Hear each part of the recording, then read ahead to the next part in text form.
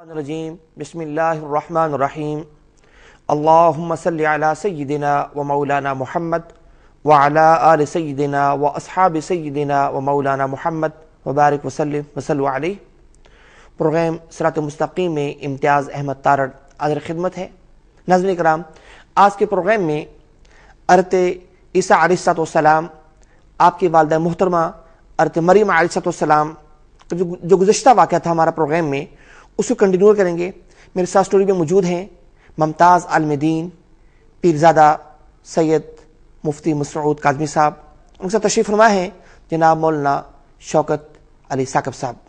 مفتی مسعود صاحب فرمائیے گا کہ حضرت عیسیٰ علیہ السلام آپ کی ولادت کن حالات میں ہوئی جبکہ آپ کی والدہ محترمہ اور مریم علیہ السلام ایک کمرے کے اندر بیٹھی ہیں، آپ کی شادی نہیں ہوئی، کسی مرد نے آپ کو چھوا نہیں ہے، تو کن حالات میں اللہ تبارک و تعالیٰ کا آپ کو بغیر باپ کے پیدا کرنے کا مقصد کیا تھا؟ کوئی معجزہ تھا یا کیا؟ الحمدللہ رب العالمین والعاقبۃ للمتقین والصلاۃ والسلام علی سید الانبیاء والمرسلین، اما بعد فاعوذ باللہ من الشیطان الرجیم، بسم اللہ الرحمن الرحیم۔ قرآن مجید فرقان حمید نے جناب سیدنا عیسیٰ علیہ السلام کی ولادت مبارکہ کا ذکر قرآن پاک میں کیا، اور جناب سیدہ مریم سلام اللہ علیہا کا ذکر مبارک بھی بڑے خوبصورت، اور ان کی عفت کا ذکر بھی بڑی خوبصورتی کے ساتھ اللہ رب العزت نے قرآن پاک میں کیا۔ جناب سیدہ مریم، جیسے ہم گفتگو میں پچھلے نشست میں کر رہے تھے کہ وہ نظر کے مطابق، اپنی والدہ کی نظر کے مطابق وہ بیت المقدس میں تھیں، وہاں پر خدمت پر مامور تھیں۔ تو جب یہ لمحہ قریب آیا تو آپ وہاں سے نکلیں، اور آپ کی جو قوم کا علاقہ تھا وہاں سے درمیان میں ایک پہاڑ حائل تھا، وہاں پر آپ تشریف لے گئیں۔ تو وہاں پر آپ نے دیکھا کہ ایک نوجوان ہے اور وہ آپ کی تنہائی میں مخل ہے۔ تو قرآن مجید فرقان حمید کے ہی کلمات ہیں، آپ نے فرمایا کہ اگر تم خدا سے ڈرتے ہو تو میں تمہیں کہتی ہوں کہ مجھ سے دور رہنا۔ بے شک بے شک۔ تو انہوں نے جواب دیا کہ میں تمہارے رب کا بھیجا ہوا فرشتہ ہوں۔ اور روایات میں تک بڑی خوبصورت مطلب کہ شکل تھی آپ کی، ایک نوجوان کی وہ شکل میں فرشتہ آیا تھا، بڑی بالکل خوبصورت حدیث پاک میں آتا ہے، آقا علیہ السلام نے فرمایا بڑی خوبصورت شکل و صورت میں تھے جی، اور وہ صورت بھی ایسی تھی کہ وہ بیت المقدس کا جو تھا وہاں پر جو خدمت پر ایک نوجوان مامور تھا یوسف نام کا، اس سے وہ شکل و شباہت ملتی تھی، اسی لیے آپ کی طبیعت پر تو وہ خوف بھی ہے کہ کہیں شیطان نے اس کو ورگلا نہ دیا ہو، کہیں وہ شیطان کے ہتھے نہ چڑھ گیا ہو۔ اور جب آپ نے بتایا نا کہ میں جبریل امین ہوں اور اللہ کے فرمانے پر میں آیا ہوں، اور ایک آپ کو وجیح ایسا بیٹا دینے کے لیے ہم کو جو بڑا وجیح ہے، وجیح سے مراد کہ بڑا معزز ہوگا زمانے میں، اور زمانہ اس کی عزت و تکریم کرے گا، زمانہ اس کی محبت کا دم بھرے گا، زمانہ اس کی خدمت پر معمور ہوگا، زمانہ اس کی بزرگی کو تسلیم کرے گا، زمانہ اس کی نبوت کو مانے گا۔ یہ ساری علامات آپ نے بیان کی۔ آپ نے فرمایا وَلَمْ يَمْسَسْنِي بَشَرٌ، اللہ اکبر، تم مجھے ایک بیٹے کی بشارت دے رہے ہو، مجھے تو آج تک کسی بشر نے چھوا ہی نہیں۔ بے شک بے شک، میں تو ایک عفت مآب خاتون ہوں، بے شک، میں تو ایک معزز اور پاک دامن اور خاتون ہوں۔ قرآن پاک نے بھی کہا وَمَرْيَمَ ابْنَتَ عِمْرَانَ الَّتِي أَحْصَنَتْ فَرْجَهَا، اللہ اکبر، کہ وہ پاک دامن، ان کی پاک دامنی کا ذکر مبارک قرآن نے کیا، اور خوبصورت وہ حدیث پاک صحیح بخاری کی، اور یہ اہل اسلام کو تعلیمات بھی دی گئی آقا علیہ السلام کی جانب سے۔ صحیح بخاری کی حدیث پاک ہے، آقا علیہ السلام نے جب پہلی ہجرت کا حکم دیا نا وہ نجاشی بادشاہ کی طرف، جی بے شک، تو ابو جہل نے کچھ لوگوں کو بھیجا، اور یہ بڑی طویل حدیث پاک ہے، مختصراً ابو جہل نے بھیجا کچھ پلان کر کے، جا کر ان نجاشی بادشاہ کو بتاؤ، ورگلاؤ، اور جب جا کر یہ مقیم ہو گئے تھے، جعفر طیار بھی اس ہجرت اولا میں تھے، تو جب جا کر وہاں پر مقیم ہوئے تو یہ ابو سفیان ابھی اسلام نہیں لائے تھے، اور بعد میں ان کے ساتھ کچھ لوگ وہاں پر نجاشی کے پاس پہنچے۔ نجاشی نے کہا بھائی میں ان کو امان دے چکا ہوں، تو پھر نجاشی نے ایک حملہ کیا کہ یہ حضرت عیسیٰ علیہ السلام کے بارے میں اچھے کلمات نہیں کہتے، تو نجاشی نے کہا کہ ابھی میں ان سے پوچھتا ہوں، بتاؤ کہ تمہارا دین عیسیٰ علیہ السلام کے بارے میں کیا کہتا ہے؟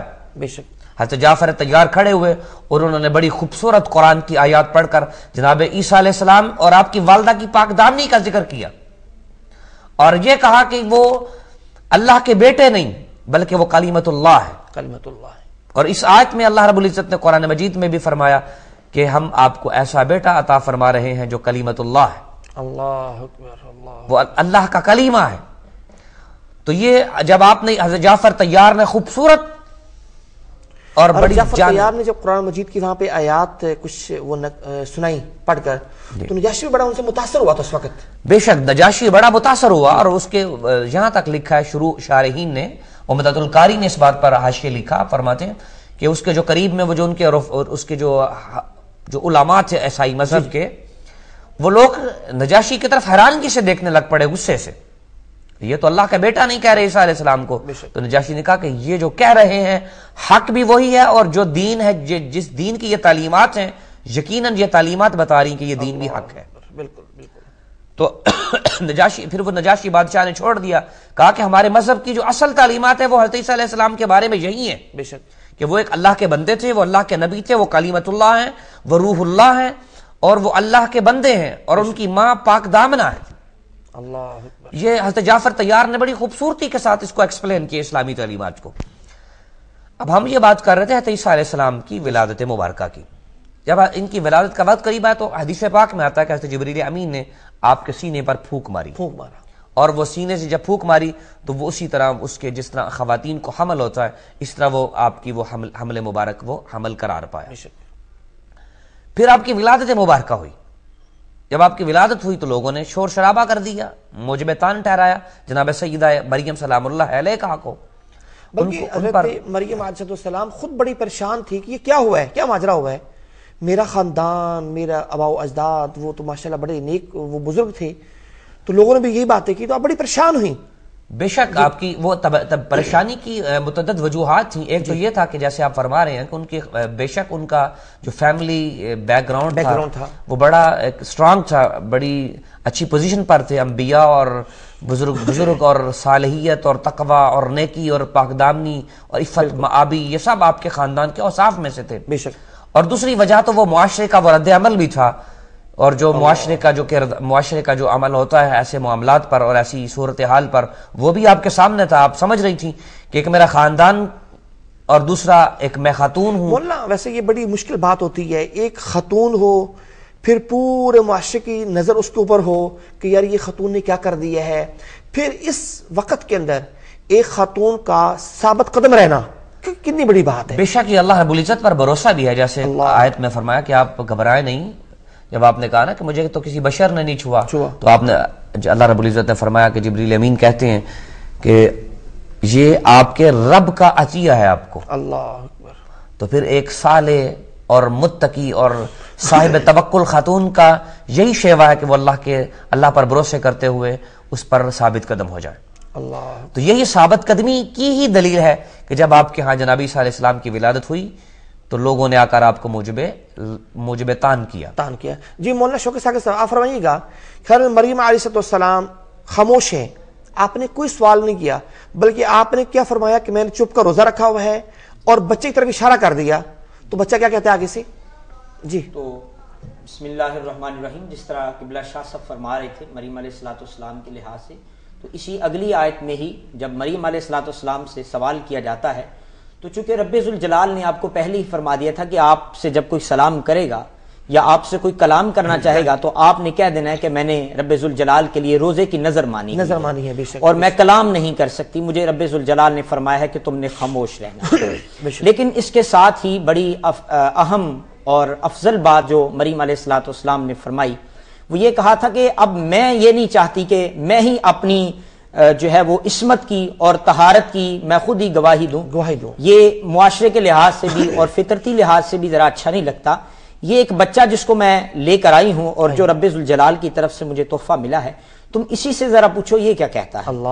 اب عیسیٰ علیہ السلام کا اب دیکھیں کہ منصب نبوت دیکھیں اور ان کا منصب رسالت کو دیکھیں اور ان کی ایک بچگانہ زندگی کو دیکھیں اور پنگوڑے کے اندر ان کے کلام کو سنیں جسے رب ذوالجلال نے اپنے کلام کا حصہ بنایا کہ انی عبد اللہ۔ یہاں پر بھی اگر ہم تھوڑی سی توجہ کریں تو مفسرین اکرام نے ہمیں بڑی مفہوم اور بڑی تفصیل بتائی ہے کہ انہوں نے سب سے پہلے اپنی عاجزی کا اظہار کیا کہ میں اللہ کا بندہ ہوں، اور پھر اس کے بعد اپنے منصب کو بیان کیا کہ انی عبداللہ آتانی الکتاب، کتاب، مجھے اللہ رب ذوالجلال نے ایک نصاب دیا ہے، ایک شریعت دی ہے، ایک قانون اور دستور کا ایک حصہ بنایا ہے، وہ میں تم تک پہنچانے آیا۔ اللہ اکبر۔ آتانی الکتاب وجعلنی نبیّا، نبیّا، اللہ مجھے کتاب اس لیے دی گئی ہے کہ مجھے رب ذوالجلال نے منصب نبوت پر بٹھا دیا ہے۔ دیکھیں تو دیکھ مفتی صاحب اور مولانا ثاقب صاحب، میں آپ دونوں کی موجودگی سے یہ چھوٹا سا فائدہ اٹھاؤں گا، اور یہ بات کہ حضرت فاطمہ، حضرت مریم علیہ السلام پر تہمت لگی، لوگوں نے تہمت لگائی تھی نا، یہ تو اللہ تبارک و تعالیٰ نے ایک چھوٹے سے بچے سے کہا، آپ کے بیٹے سے کہ آپ بول لیں، لیکن سیدہ کائنات ام المؤمنین حضرت عائشہ رضی اللہ تعالی عنہا پر بھی جب منافقین نے، عبداللہ بن ابی نے جب تہمت لگائی، تو اللہ تبارک و تعالیٰ بھی یہاں پر کسی بچے سے، کسی اور بھی چیز سے بلا سکتے تھے، لیکن اللہ تبارک و تعالیٰ خود بولے، اور خود آپ نے قرآن مجید کے اندر حضرت عائشہ رضی اللہ تعالیٰ عنہ کی طہارت کے بارے میں فرمایا کہ عائشہ رضی اللہ تعالیٰ عنہ کیا ہے، بالکل پاکیزہ، ان کا کوئی تعلق نہیں ہے، یہاں تک کہ 17 آیات آپ کی پاک دامنی پر نازل ہوئی، اور اس سے پہلے بھی صحابہ کا حضور علیہ السلام تو خاموش ہو گئے، آقا علیہ السلام نے خاموشی کو اختیار کیا کہ میں اپنی زوجہ کی خاموشی، اب میں اس کی پاک دامنی کو نہیں بیان کروں گا بلکہ رب خود بیان فرمائے گا۔ اور صحابہ کرام کا آپس میں بھی رد عمل اس کے صورت میں آیا کہ صحابہ کرام آپس میں بھی مشاورت کر رہے تھے، کیا کہتے ہو؟ کچھ صحابہ نے کہا کہ حضور علیہ السلام کے قدم شریف کے نیچے ایک تھوڑی سی نجاست لگی تھی آپ کے نالین شریفین کے نیچے، تو رب ذوالجلال نے جبریل امین کو بھیجا تھا کہ محبوب اپنے جوتے کو صاف کر لیں۔ جب رب ذوالجلال کو آپ کے جوتے کی تھوڑی سی وہ گندگی پسند نہیں آتی تو آپ کی حیات طیبہ میں ایک ایسی ناپاک عورت کو کیسے پسند فرمائے گا؟ تو لہٰذا یہ شواہد اس بات پر دلیل ہے کہ آپ کی زوجہ مبارکہ وہ پاک ہیں اور وہ عفت میں آپ خاتون ہیں۔ بے شک بے شک۔ اور اس سے دیگر صحابہ کرام نے بھی اپنے اپنے کمنٹس دیے، ان کے اپنے ویوز تھے، وہ جو احادیث سے وہ دلیلیں پکڑتے رہے کہ یہ رسول ہیں اور اللہ کے بندے ہیں، یہ اللہ کے محبوب ہیں، ان کے لحاف میں بھی اللہ کا قرآن اترتا ہے اور یہ ان کی پاک دامنی ہے، یہ ام المؤمنین ہے۔ یہ صحابہ کرام آپس میں یہ بات طے کر چکے تھے۔ اور حضرت سیدنا صدیق اکبر رضی اللہ تعالیٰ عنہ جب آپ تک یہ بات پہنچی تو آپ نے بھی بڑی خوبصورتی کے ساتھ اس معاملے کو دیکھا، اور آپ کا بھی عقیدہ تھا کہ نبی کی حیات طیبہ میں کوئی بھی ایسا شخص ان کی زندگی میں انوالو نہیں ہو سکتا کہ جس کی طہارت میں یا جس کی نظافت میں یا جس کی اچھائی میں یا جس کے تقوی اور طہارت میں کوئی کمی ہو۔ جی مولانا شوکت صاحب، آپ فرما رہے تھے حضرت عیسیٰ علیہ السلام بچپن کے اندر آپ نے کیا کہا؟ قال انی عبد اللہ، عزیز ظاہر کیا آپ نے۔ بالکل، اعوذ باللہ من الشیطان الرجیم، بسم اللہ الرحمن الرحیم۔ تو عیسیٰ علیہ السلام کی بچگانہ زندگی کے اندر ایک اپنی والدہ کی عصمت و طہارت پر گواہی دینا، بے شک، اور رب ذوالجلال کو ان کی گواہی کا جو کلام ہے اس کو اپنے کلام کا حصہ بنانا، بے شک اس سے بڑا حضرت مریم علیہ السلام کی طہارت پر کوئی دلیل نہیں ہو سکتی۔ بے شک بے شک۔ تو انہوں نے بڑی اہم گفتگو کی جو آج بھی اگر ہم اسے اپنی زندگی میں بنا لیں تو ہمارے لیے تمام راستے جو ہیں وہ تمام منازل اور تمام راستے ہمارے لیے کھل جاتے ہیں۔ عیسیٰ علیہ السلام نے فرمایا کہ انی عبد اللہ آتانی الکتاب وجعلنی نبیّا وجعلنی مبارکن اینما کنت واوصانی بالصلاۃ والزکاۃ ما دمت حیا۔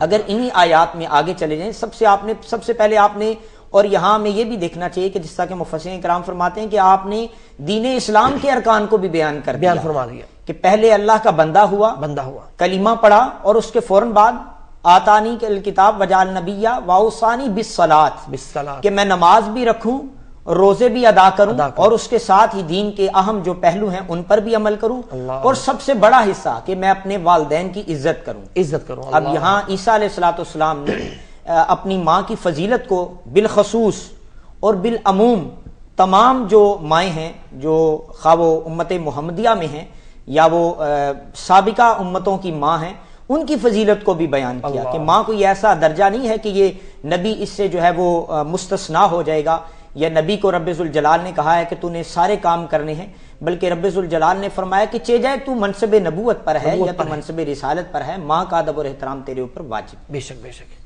جی مولانا آپ فرمائیے گا مفتی مسعود صاحب کہ یہاں پہ بات چلی تھی نظر کی کہ حضرت مریم علیہ السلام کے والدین نے نظر مانی، تو اس پر گفتگو فرمائیے گا کہ نظر کیا چیز ہے اور نظر کس انداز سے ہمیں مانگنی چاہیے؟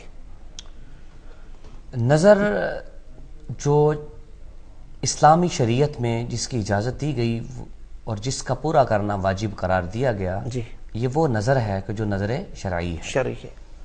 جس نظر کی شریعت مطہرہ سے دلیل بھی ملتی ہے بے شک اور جو شریعت مطہرہ کے عین تقاضوں کے مطابق بھی ہے. نظر شرعی سے مراد کہ جس کی جنس میں سے کوئی چیز واجب ہو. بے شک جب ایسی نظر مانی کہ جس کی جنس میں سے کوئی چیز واجب ہے اس کا پورا کرنا عذر شریعت ہم پر واجب ہوگا. بے شک. اور اگر ایسی نظر مانی کسی شخص نے کہ جو نظر شرعی تو نہیں لیکن نظر عرفی ہے, اس کا پورا کرنا شریعت کی جانب سے واجب نہیں ہے.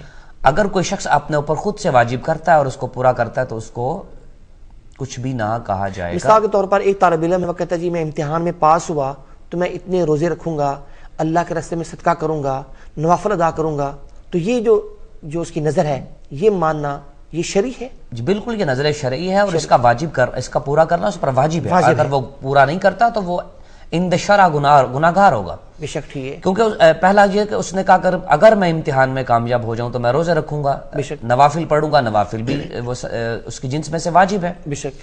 کیونکہ نماز فرض کر دی گئی. روزے کا کہتا ہے تو روزہ بھی فرض قرار دے دیا گیا تھا. اور اگر وہ کہتا ہے کہ میں مال خرچ کروں گا تو یہ بھی واجب کی صورت ہے, کیونکہ زکوٰۃ دینا بھی اللہ کی جانب سے فرض قرار دے دیا گیا. تو یہ ایسی چیزوں پر نظر ماننا ہے کہ جو عند شرع واجب جن کی جنس میں سے کوئی چیز واجب ہے. بے شک. تو اب اگر وہ یہ نظر مانتا ہے اور اگر یہ نظر مانتا ہے کہ اگر میں امتحان میں کامیاب ہو جاؤں تو میں کتاب لے کر کسی غریب طالب علم کو دے دوں گا, تو یہ نظر شرعی نہیں, ٹھیک ہے, یہ نظر عرفی ہے.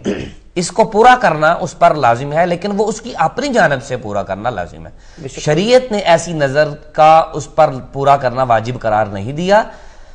شریعت نے اسی نظر کو پورا کرنا واجب قرار دیا کہ جو نظر شریعت کے زاویے میں آتی ہے اور جس کو شریعت نظر شرعی کہتی ہے. بے شک ٹھیک ہے, بالکل ٹھیک ہے. ایسی نظر کا پورا کرنا لوگوں پر واجب قرار دیا. لیکن ایک آدمی اگر نظر مانتا ہے جی اگر میرا یہ فلاں کام ہو گیا تو میں اتنے کلومیٹر دور پیدل چل کر فلاں مزار پہ جاؤں گا, تو اس کے بارے میں کیا ہے؟ بالکل یہ نظر شرعی تو نہیں ہے, کیونکہ مزار پر جانا کو فرض بھی نہیں اور واجب بھی نہیں, اور مزار پر جانا تو ایک مستحب کام ہے, مستحسن عمل ہے. یہ تو نہیں کہ آپ ساری زندگی نماز ہی نہ پڑھیں, صرف درباروں پر جاتے رہیں, آپ کے درباروں پر جانے سے کام چل جائے گا. حالانکہ یہ بات حضرت پیر مہر علی شاہ صاحب رحمۃ اللہ علیہ سے یہ بات پوچھی گئی تھی. آپ نے فرمایا تھا کتنے نادان وہ لوگ ہیں کہ جو اس رستے پر تو چلتے ہیں اور یہ رستے کا انتخاب نہیں کرتے کہ ان بزرگوں نے کس راہ پر چل کر یہ مقام حاصل کیا. اللہ اکبر, اللہ اکبر. نماز, زکوٰۃ, حقوق العباد. بالکل اسلام کی یہ تعلیمات ہے کہ اگر کوئی شخص ایک سنت کا بھی تارک ہے, تو اس کو قطعاً اللہ کا ولی نہ جانا جائے. بے شک بے شک بے شک. اگر کوئی شخص سنت پر عمل پیرا ہوتا ہے, دین اسلام کا سختی سے پابند ہے, دین اسلام کی تعلیمات پر عمل کرتا ہے, تو اس شخص کو ولی اللہ مانا جائے گا. بے شک. اب رہی بات نظر کی, تو یہ نظر شرعی نہیں ہے, کیونکہ اولیاء کے مزارات پر جانا یہ ایک مستحب کام ہے, مستحسن ہے. احادیث طیبات سے اس کا ثبوت بالکل ملتا ہے, لیکن یہ مستحب ہے, مستحسن ہے, لیکن یہ فرض اور واجب نہیں ہے.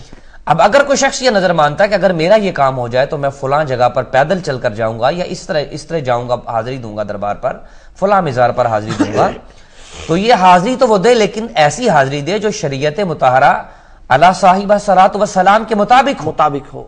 شریعت اسلامیہ نے ہمیں کسی بھی صورت میں گھاٹے کا سودا کرنے کی اجازت نہیں دی. بے شک بے شک. اب دیکھ لیں مٹی پاک ہے, اس سے وضو کیا جاتا ہے. اگر تیمم کے مسائل کو دیکھیں ہم, مٹی سے تیمم کیا جانا حالت مجبوری میں جائز ہے. بے شک. یہ پاک ہے تو اس سے وضو کیا جاتا ہے, لیکن مٹی کھانا یہ حرام قرار دے دیا گیا. کیوں کہ مٹی کھاؤ گے تو تمہیں بیماری لگے گی, اور شریعت کو یہ بات پسند نہیں کہ مسلمان بیمار ہوں.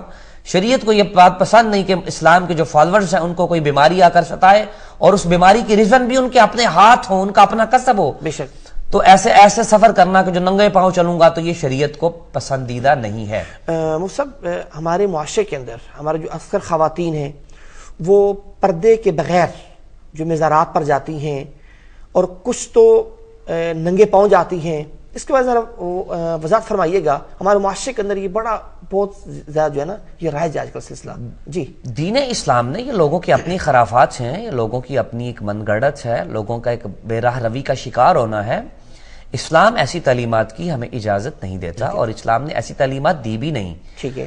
اسلام تو یہ کہتا ہے کہ، اور اسلام نے تو یہ بھی کہا کہ عورت نماز جب پڑھے تو وہ ایسا کمرے کا انتخاب کرے کہ جو کمروں کے اندر کمرہ ہو۔ اللہ اکبر۔ اسلام نے تو عورت کو بڑے پردے کا حکم دیا، اسلام نے عورت کو اپنی پاک دامنی یا اپنی پاکیزگی کو مد نظر رکھنے کا حکم دیا، حضرت فاطمہ رضی اللہ تعالیٰ عنہ ان نے کی فرمایا سیرت تھا، مبارکہ اپنانے کا حکم اللہ دیا۔ اکبر۔ اسلام نے آپ نے وصیت کی تھی کہ اے علی رضی اللہ تعالیٰ عنہ، میرا جنازہ رات کے اندھیرے میں اٹھانا، اندھیرے میں اٹھانے کا تاکہ کسی غیر محرم کی نظر میرے کفن پر بھی نہ پڑے۔ کفن بے شک ایسا، یہ ایسی خواتین، ایسی یہ بزرگ و برتر خواتین ہیں کہ جو ہمارے زمانے اور ہمارے معاشرے کی خواتین کے لیے آئیڈیل شخصیات ہیں۔ بے شک بے شک۔ ہم بات کرتے ہیں ایسے لوگوں کا، ایسا سفر کی نظر ماننا یہ شرعاً نظر نہیں، یہ عرفاً نظر ہے، لوگ ایسی عرف میں ایسی نظریں مانتے ہیں، ٹھیک ہے۔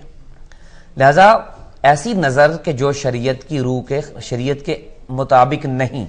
اب یہاں پر یہ دیکھا جائے گا نا، وہ عرف شریعت کے مطابق بھی ہے یا نہیں؟ اب ایک آدمی کی نظر مانتا ہے میں وہاں پر دربار پہ جاتا ہوں، جا کر وہاں پر لوگوں کو دودھ پلاؤں گا، ٹھیک ہے، تو یہ ٹھیک ہے۔ شریعت نے کہا کہ حضور علیہ السلام سے بھی پوچھا گیا کہ کون سا صدقہ بہتر ہے، تو حضور علیہ السلام نے فرمایا کھانے پلانے کا صدقہ بہترین ہے، تطعیم الطعام وتقری السلام۔ یہ اب یہ حدیث پاک سے یہ بات ثابت تو ہے، اب یہ نظر اگرچہ عرفی ہے لیکن احادیث طیبات اور دین اس کی تائید کر رہا ہے، تائید کرتے ہیں، اور ایسی نظر کو وہ پورا کرے۔ بے شک، اگر وہ پورا نہیں کرتا وہ گناہ گار نہیں، لیکن اس کو وہ پورا کرے کیونکہ وہ اللہ سے وعدہ کر چکا ہے۔ بے شک بے شک۔ لیکن ایسی نذور کہ جو شرعاً جن کا شریعت سے کوئی تعلق نہیں، جیسے آپ فرما رہے خواتین کا جانا، پھر اوپر ظلم در ظلم یہ کہ ننگے پاؤں جانا، اور پھر بے پردگی کی حالت میں جانا، تو یہ ایسے یہ موجب لعنت یہ امور ہے۔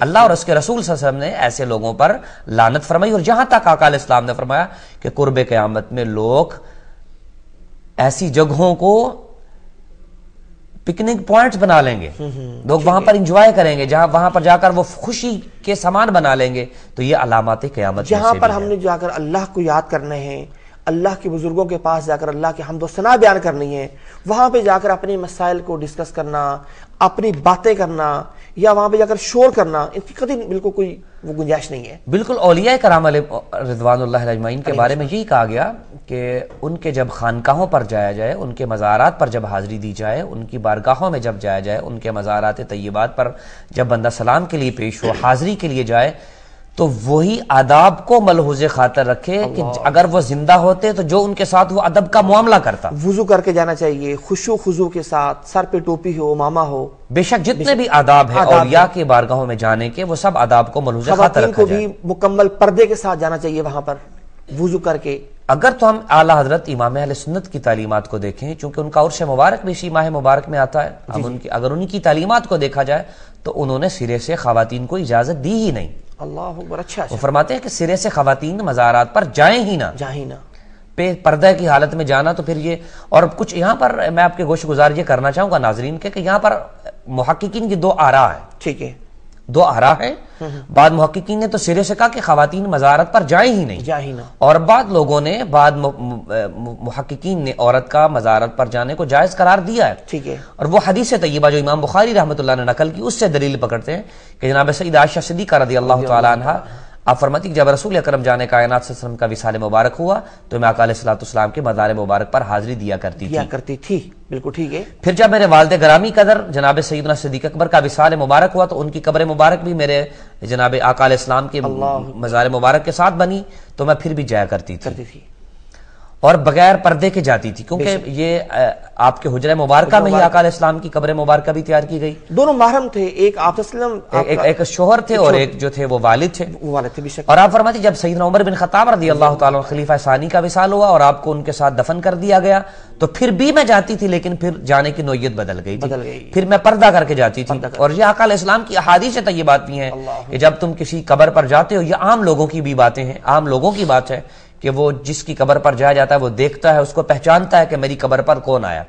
یہاں تک امام بخاری رحمۃ اللہ علیہ نے صحیح بخاری میں یہ کلمات لکھے، انہ لیسمع قرع نعالہم، وہ اس کے جوتوں کی آواز تک سنتا ہے۔ اور جہاں تک کہا گیا کہ جب تم قبر میں قبرستان جاؤ تو ان کو السلام علیکم ورحمۃ اللہ وبرکاتہ کہو، اور وہ آگے سے تمہیں جواب بھی دیتے ہیں۔ یہ ساری چیزیں احادیث طیبات کی روشنی میں یہ پتہ چلتا ہے کہ وہاں پر اور ہمیں گاہے بگاہے قبرستان میں جانا چاہیے، یہ موت کو یاد کرنے کا ایک طریقہ ہے۔ بے شک وہاں پہ ہم جائیں، وہاں پہ جائیں، جو ہمارے عزیز و اقارب وہاں پہ مدفون ہیں انہیں پڑھ کر بخشیں، اور وہاں پر جا کر موت کو یاد کریں، کیونکہ ہماری آخری جو منزل ہے جہاں پہ ہم نے جانا ہے، ہماری آخری منزل وہی ہے جہاں پہ ہم بالکل ہمیشہ ہمیشہ کے لیے ہم نے مٹی میں جا کر مل جانا ہے۔ اس بات کو آقا علیہ السلام نے خود احادیث طیبات میں ان ریزنز کو بیان کیا، فرماتا کنت نہیتکم عن زیارت القبور فزوروها۔ آقا علیہ السلام نے پہلے میں نے تمہیں زیارت قبور سے منع کیا تھا، لیکن اب تم قبرستان جایا کرو کیونکہ اس سے موت کی یاد تازہ ہوتی ہے، اللہ تمہیں اپنے اصل مقام کے ٹھکانے کا علم آتا ہے کہ بالآخر ہمیں بھی یہیں پر لوٹ کر آنا ہے۔